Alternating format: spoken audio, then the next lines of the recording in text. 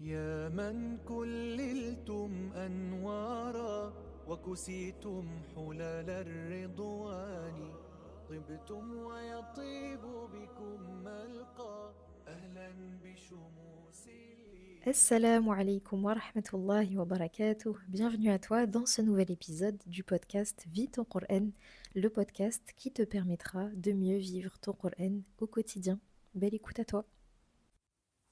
On continue notre série sur Ad-Dunya, mais avant ça, je voulais vous remercier pour vos messages, pour vos partages et pour vos retours qui sont très motivants.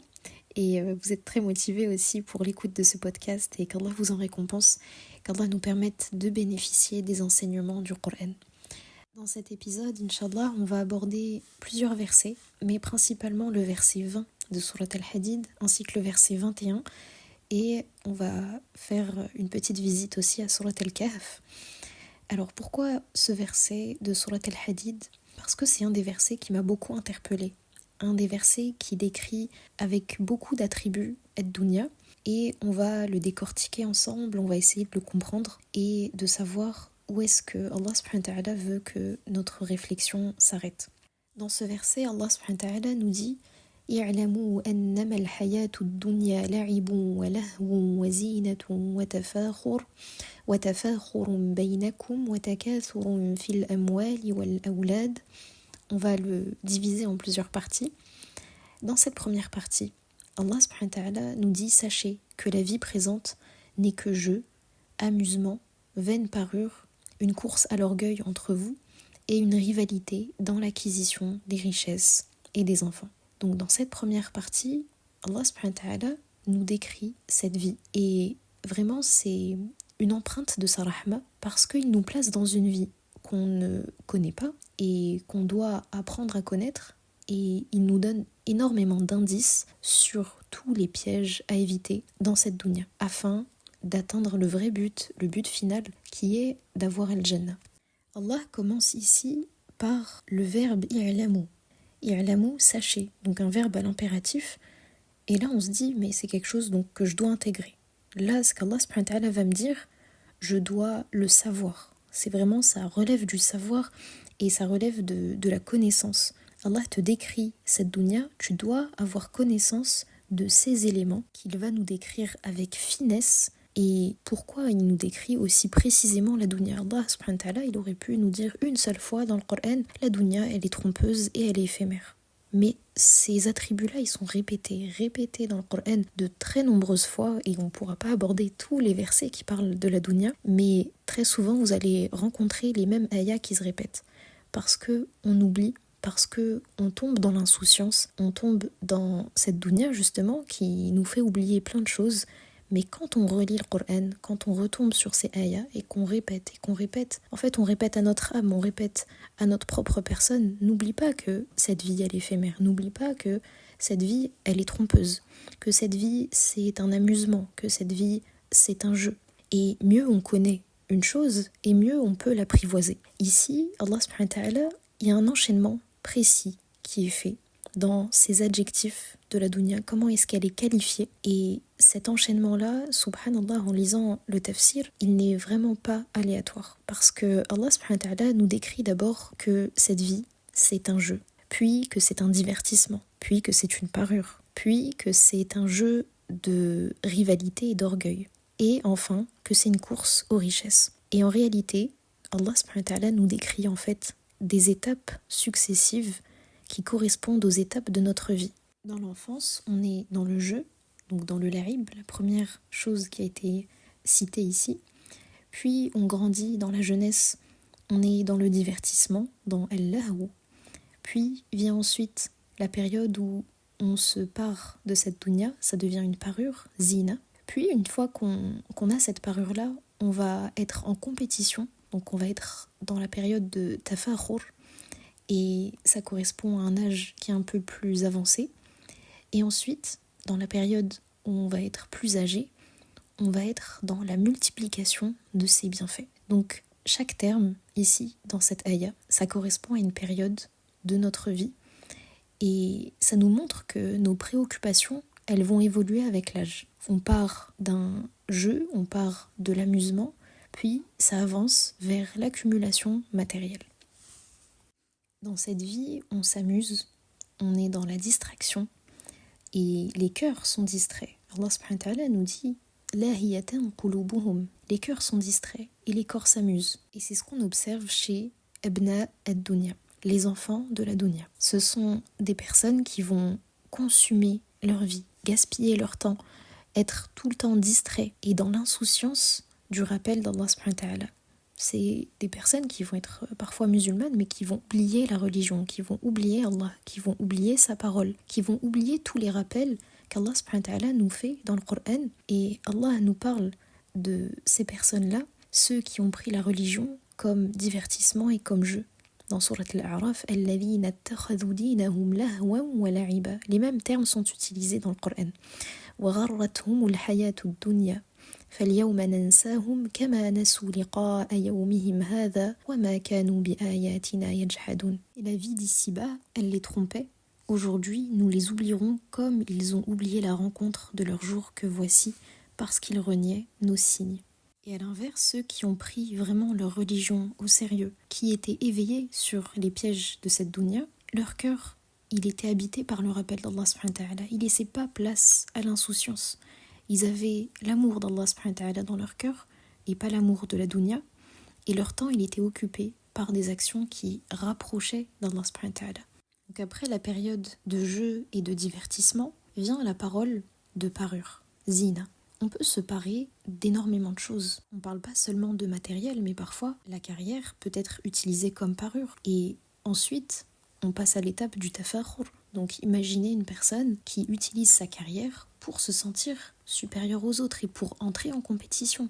Oui, moi j'ai étudié dans tel domaine, moi j'ai tel poste, moi j'ai tel statut. Et parfois on peut même se parer d'éléments religieux. Oui, moi j'ai appris le Coran, je suis meilleur que vous. Moi je. Et parfois ça commence de manière très subtile, de manière inconsciente, jusqu'à tomber dans une compétition malsaine. Allah subhanahu wa ta'ala te donne des biens, il a donné des biens à tout le monde, mais chacun réagit différemment et chacun va utiliser ces biens-là, aussi bien matériels que spirituels, que ce soit la science, que ce soit un statut, que ce soit des richesses. Chacun va utiliser ce qu'Allah lui a donné, soit pour le satisfaire, soit avec tafakhur, soit pour entrer en compétition et être dans vraiment cette rivalité orgueilleuse entre nous. On est là pour écraser les autres avec nos statuts, avec ce qu'on a, avec ce qu'Allah subhanahu wa ta'ala nous a donné. Et pourtant, ce qu'Allah nous a donné, il peut très bien nous le retirer. Et on n'imagine pas ça un seul instant. Quand on est en train d'entrer en compétition avec nos biens, on ne s'imagine pas qu'Allah subhanahu wa ta'ala, d'une minute à l'autre, il peut nous retirer ces biens-là avec lesquels on est en train d'entrer en compétition. Ensuite vient le takathur. Et vous connaissez sûrement Surat al-Takathur, ou peut-être que vous allez l'apprendre, Inch'Allah. Surat al-Takathur, c'est la course aux richesses. Alhaakumut takathur hatta zurtumul maqabir. On est dans la course aux richesses jusqu'à ce que le rappel de la mort vienne, jusqu'à ce que la mort nous parvienne ou jusqu'à qu'on visite les tombes. Et ce takathur, c'est la multiplication des richesses. Donc, une fois qu'Allah subhanahu wa ta'ala va nous avoir donné certains biens, si on les utilise à mauvais escient, on va toujours vouloir plus parce qu'on va regarder ailleurs. On va regarder notre voisin qui a plus, telle personne, elle a plus que moi, il faut que moi aussi. Je vais surenchérir et je vais montrer que j'arrive à avoir plus qu'elle. Et aujourd'hui, on assiste à ça. Il suffit d'ouvrir les réseaux sociaux et se rendre compte qu'on est dans ça. On a une vitrine de takathur, de multiplication des biens. On n'est jamais satisfait de ce qu'on a. Et ce qu'Allah nous donne, on va l'utiliser pour entrer en compétition avec les autres. Regardez mes enfants, regardez mes dernières vacances, regardez mes dernières acquisitions. Tout ça pour rentrer en compétition et montrer qu'on est mieux que les autres et qu'on a mieux. Et tout ça, en réalité, ça aboutit à la distraction du cœur, à l'éloignement d'Allah subhanahu wa ta'ala, à l'éloignement même de la reconnaissance d'Allah subhanahu wa ta'ala sur les bienfaits qu'il nous a donnés. Et ça corrompt le cœur très profondément et ça atteint même la foi. Et à l'inverse, celui qui a compris la réalité de cette dunya, celui qui a compris rien que la description qu'Allah subhanahu wa ta'ala nous fait au début de cette ayah, il va considérer cette dunya comme un lieu de passage et pas comme une demeure stable. Il ne va pas rivaliser avec les autres par les biens mondains, par l'argent, les enfants, etc. Mais il va entrer en compétition avec les bonnes personnes par les bonnes œuvres. Il va essayer d'être le meilleur en khayrat, en toute œuvre qui va le rapprocher d'Allah subhanahu wa ta'ala et pas le tenir fermement accroché à cette dunya. Dans cette première partie, on comprend ce qu'Allah subhanahu wa ta'ala veut que l'on sache par rapport à cette dunya et il continue subhanahu wa ta'ala par nous donner une parabole. Alors dans le Coran, il y a beaucoup de paraboles, de métaphores qui sont utilisées et c'est un procédé qui va permettre de toucher l'intellect et vraiment de faire réfléchir très profondément jusqu'à atteindre les cœurs. Et en tant que croyant, Allah subhanahu wa ta'ala, il nous pousse à être parmi ceux qui réfléchissent. Combien de fois dans le Coran, Allah subhanahu wa ta'ala, il nous dit « Inna fi dhalika la ayatin li ulil albab, li qawmin yatafakkarun » Il y a des signes pour ceux qui réfléchissent, pour ceux qui font cet effort de réflexion. Le croyant va se poser des questions bénéfiques et il ne va pas se contenter de la superficialité ni de la médiocrité. Et aujourd'hui, tout est fait pour supprimer tout effort de réflexion de notre part. Par exemple, aujourd'hui, avec l'intelligence artificielle, on est amené à demander la rédaction de messages qui sont pourtant très simples. On n'a pas forcément besoin de l'intelligence artificielle pour rédiger à notre place, mais pourtant on délègue les petits efforts de réflexion, alors qu'Allah subhanahu wa ta'ala nous a honorés par cette aql, par cette raison-là qu'il nous a donnée en nous disant « وَلَقَدْ كَرَّمْنَا بَنِي آدَمَ » Allah nous a honorés et soyons dignes de ce dépôt qu'il nous a donné. Pour revenir à notre ayah, Allah subhanahu wa ta'ala, après nous avoir décrit la dunya, il nous donne cette parabole et cette comparaison كَمَثَلِ غَيْثٍ أَعْجَبَ الْكُفَّارَ نَبَاتُهُ ثُمَّ يَهِيجُ فَتَرَاهُ مُصْفَرًّا ثُمَّ يَكُونُ حُطَامًا. Cette dunya, elle est pareille à une pluie. La végétation qui en vient émerveille les cultivateurs, puis elle se fane et tu la vois donc jaunie, et ensuite elle devient des débris.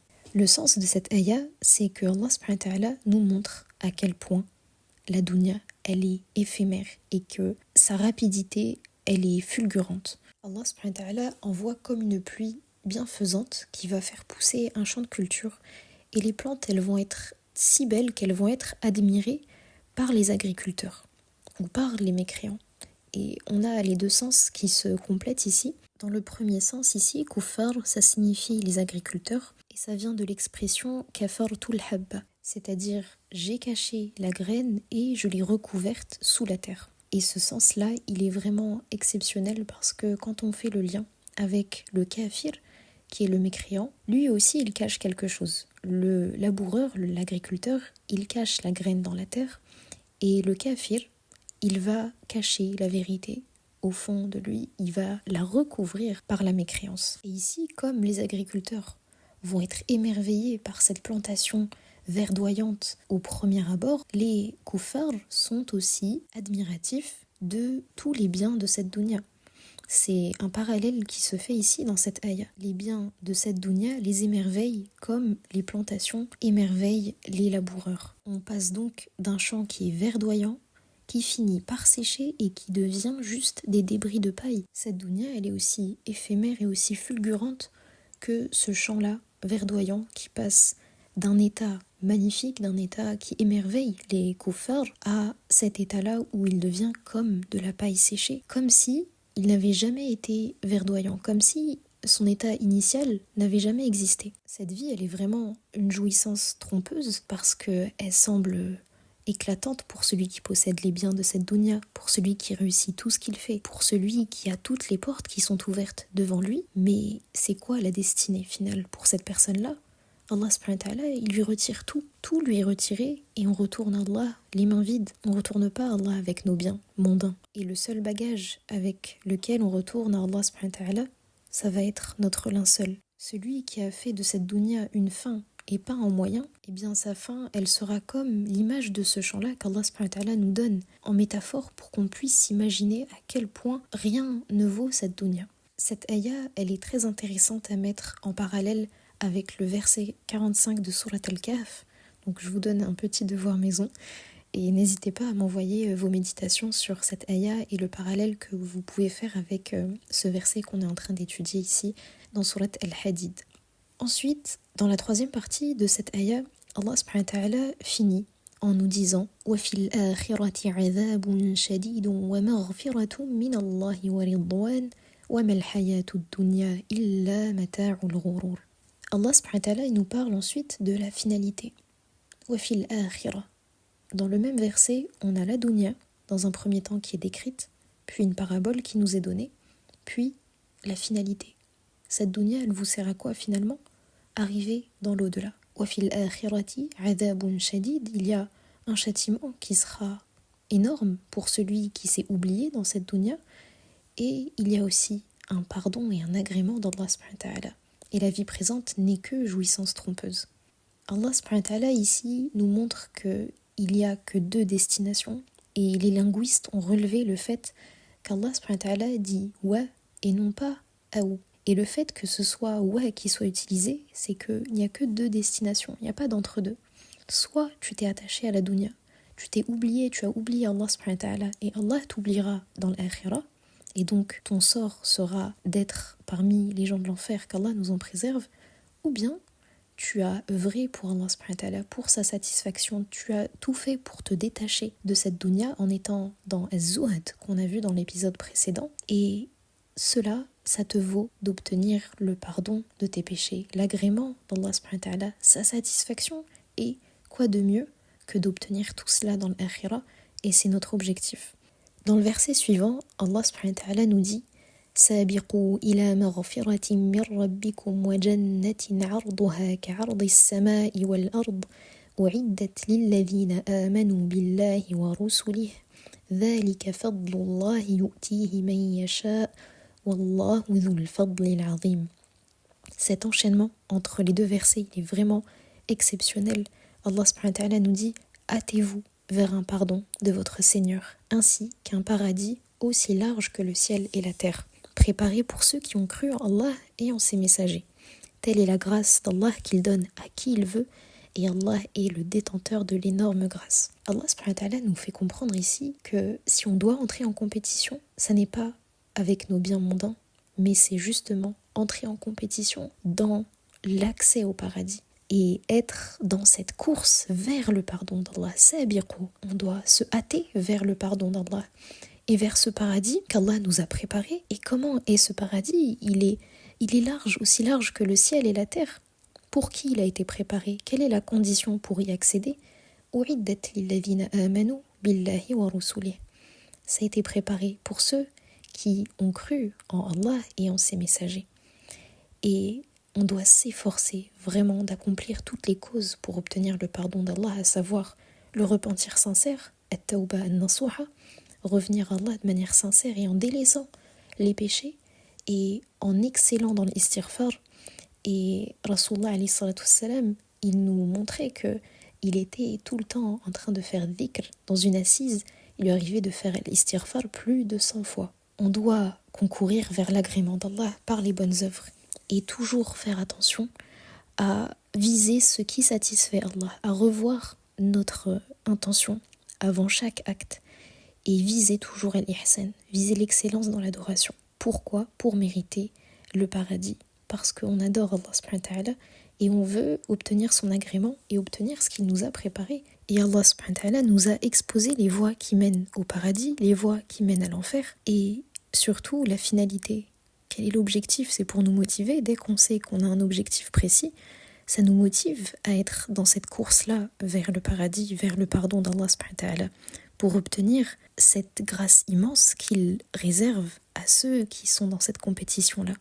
Donc on doit être parmi ceux qui sont en compétition dans le bien, qui sont en compétition vers le pardon d'Allah, vers sa satisfaction, et délaisser toutes les compétitions mondaines, ne pas entrer dans le jeu de moi, je montre ceci, je montre que j'ai ça. On doit couper court à toute forme de compétition mondaine qui essaye de s'introduire même de manière insidieuse dans nos quotidiens, avec nos proches, avec nos amis. Parfois, il suffit juste de poster en story pour que telle personne voit que j'ai ça, pour avoir des likes, et ça commence comme ça. Ça commence par des éléments qui sont très subtils. On commence à montrer nos biens, nos enfants, et tout ce qu'on possède, et parfois, sans s'en rendre compte, ça commence par être du tafakhur, à être dans cette forme de compétition orgueilleuse pour montrer qu'on a et qu'on a mieux que certains, alors que Allah subhanahu wa ta'ala, il nous montre que tout est vain dans cette dunya. Rasulullah alayhi salatu wassalam nous a dit: la place d'un fouet au paradis vaut mieux que ce monde et tout ce qu'il contient. C'est-à-dire qu'une toute petite parcelle du paradis, elle vaut mieux que toute cette dunya, que tous ces biens. Pourtant, on voit que les personnes qui sont très riches, subhanallah, Allah leur a beaucoup donné, que ce soit en termes de biens, de voitures, de richesses sur leur compte bancaire. Mais tout ça, ça ne vaut rien. Ça ne vaut absolument rien face à la grandeur du paradis et au bien éternel qu'Allah nous réserve bi'idnillah là-bas. Le prophète alayhi salatu wassalam nous a dit: la place d'un fouet au paradis vaut mieux que ce monde et tout ce qu'il contient. Qu'est-ce que ça veut dire? Une toute petite parcelle du paradis est meilleure que toute cette dunya, tout ce qu'elle contient. Et elle contient des choses, cette dunya. Quand on regarde, que ce soit la beauté des paysages, la beauté de tous les biens matériels, de toutes les nourritures, de toutes les boissons qui existent, toutes les cultures, subhanallah, tout ça, ça ne vaut rien face à une toute petite parcelle du paradis. Mais qu'est-ce qu'Allah subhanahu wa ta'ala nous réserve au paradis? Qu'Allah nous permette de l'atteindre et nous permette d'être parmi ceux qui sont en compétition dans le bien et vers son pardon, vers sa satisfaction, afin d'atteindre ces biens éternels qu'Allah nous réserve. On va finir avec le verset 46 de Surat Al-Kahf parce que je trouve qu'il fait vraiment écho à cette ayah. Allah subhanahu wa ta'ala nous dit: Al-mal wal-banouna zinatul hayati dunya wal-baqiyatu s-salihatu khayrun 'inda rabbika thawaban wa khayrun amala. Les biens et les enfants sont l'ornement de la vie de ce monde. Cependant, les bonnes œuvres qui perdurent ont auprès de ton Seigneur une meilleure récompense et suscitent une belle espérance. Il nous arrive dans cette dunya, comme on l'a vu, d'entrer en compétition, et principalement par les choses qui ont permis de parer cette dunya, de la rendre plus belle, à savoir al-mal et al-banoun, les biens matériels et les enfants. Ali ibn Abi Talib a dit: les biens et les enfants sont le labour de ce monde, tandis que les bonnes œuvres sont le labour de l'au-delà. Et il arrive qu'Allah réunisse ces deux bienfaits pour certains peuples. Allah subhanahu wa ta'ala nous dit: وَالْبَاقِيَاتُ الصَّالِحَاتُ خَيْرٌ عِنْدَ رَبِّكَ ثَوَابًا وَخَيْرٌ أَمَلًا. Et ces baqiyat salihat, qu'est-ce que c'est ces bonnes œuvres qui perdurent auprès d'Allah subhanahu wa ta'ala? Il a été rapporté qu'il s'agissait du tahlil, le fait de dire la ilaha illallah, du tahmid, de dire alhamdulillah, du tasbih, de dire subhanallah, et le fait de dire la hawla wa la quwwata illa billah. Et on se rappelle du hadith de Rasulullah alayhi salatu wassalam qui nous dit: kalimatan khafifatan ala al-lisan thaqilatan fil mizan subhanallah wa bihamdih subhanallah al-azim. Ce sont des dhikrs qui vont alourdir la balance. C'est très léger sur la langue, mais ça pèse très lourd chez Allah subhanahu wa ta'ala. On ne doit pas négliger les actions de dhikr, d'évocation d'Allah subhanahu wa ta'ala. Dans cette ayah, on comprend que les richesses et les enfants portent leurs fruits dans cette dunya, mais seules les bonnes actions portent leurs fruits dans l'au-delà. Mais quel bienfait Allah subhanahu wa ta'ala accorde à ceux qui réunissent ces deux bienfaits-là, à savoir élever des enfants dans la satisfaction d'Allah, dans son obéissance, afin qu'ils soient, après leur départ à leur Seigneur, une sadaqa jariya. Les enfants peuvent œuvrer après que leurs parents soient auprès d'Allah subhanahu wa ta'ala et faire des bonnes actions qui continuent de remplir la balance de leurs parents, à savoir l'apprentissage du Coran, les sadaqat et toute bonne action d'un enfant pieux qui continue d'invoquer pour son parent décédé, c'est une sadaqa jariya. Et mettre à profit les richesses pour qu'elles continuent de remplir aussi notre balance après notre départ, c'est aussi possible. Lorsqu'on donne à un orphelinat, lorsqu'on fait une sadaqa jariya, qu'on creuse des puits, et ça permet de réunir les deux bienfaits, à savoir Allah peut te donner dans cette dunya, mais il peut aussi te faire bénéficier dans l'akhira à condition que tu orientes ces biens qu'Allah t'a donnés pour le satisfaire. Allah subhanahu wa ta'ala est très généreux en récompense et par sa grâce, il peut réunir le bonheur de cette dunya et la récompense de l'au-delà. Je te remercie pour l'écoute de ce podcast. J'espère qu'il a été utile. N'hésite pas à me laisser un commentaire et à me faire un retour. Qu'Allah te récompense. Prends soin de ta foi et de ton cœur. Et à très bientôt, Inch'Allah.